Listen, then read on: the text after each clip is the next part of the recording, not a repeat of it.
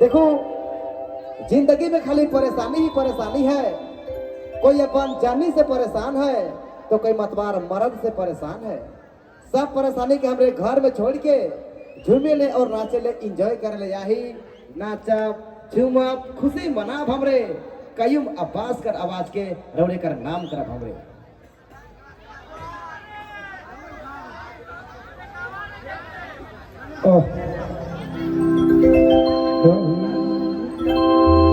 चलो सबसे पहले जितना भी जतरा में जमा हुआ सब भाई बहन मन के जोहार है, सलाम है।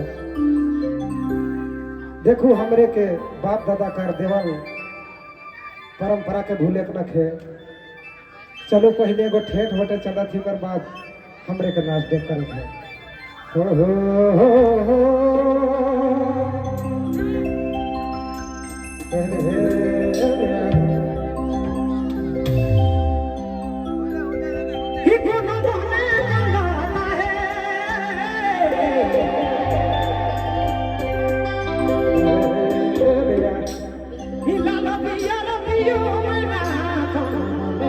Hare Subi,